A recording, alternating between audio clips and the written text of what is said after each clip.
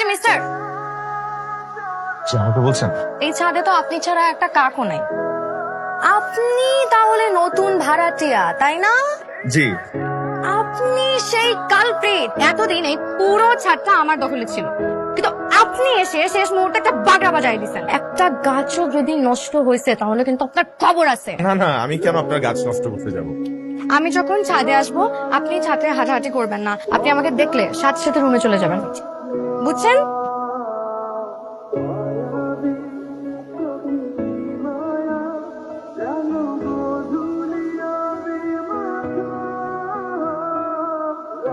তোমার টিউশনি এখন কয়টা চলে? 2টা। আরেকটা টিউশনি হাতে নাও না, অন্তত সপ্তাহে একটা দিন একটু দেখা দাও না।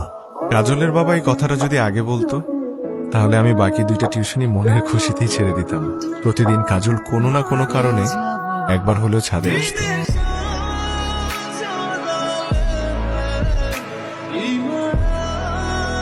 শাওন ভাই, আজকে আপনি আমাকে বলবেন এতদিন আপনি যাকে মনে মনে পছন্দ করতেন, লুকিয়ে লুকিয়ে যার জন্য চিঠি লিখতে, আপনাকে যে মেয়ে বিয়ে করবে শাওন ভাই, ওই মেয়ে তো ছাদ কপা।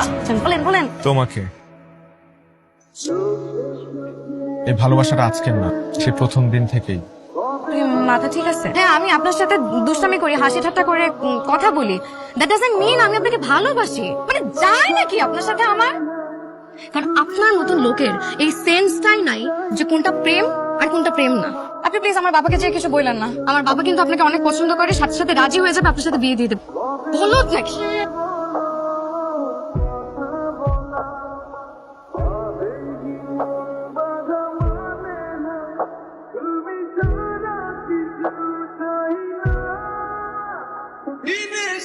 সমস্যা কি?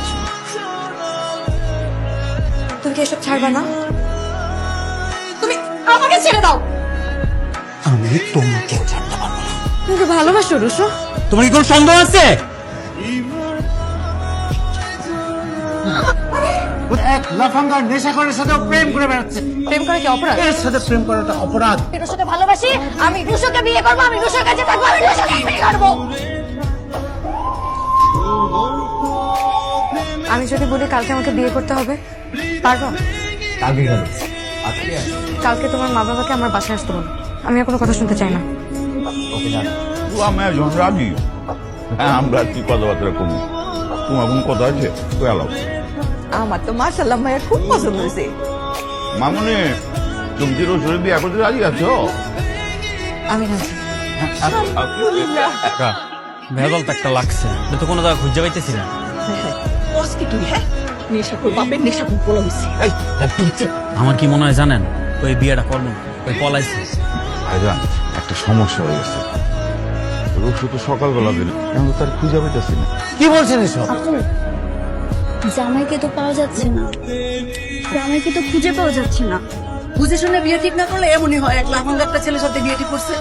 আরে জানেন জামাইকে তো খুঁজে পাওয়া যাচ্ছে না, জানি না আমাদের মুখটা কাটা গেল।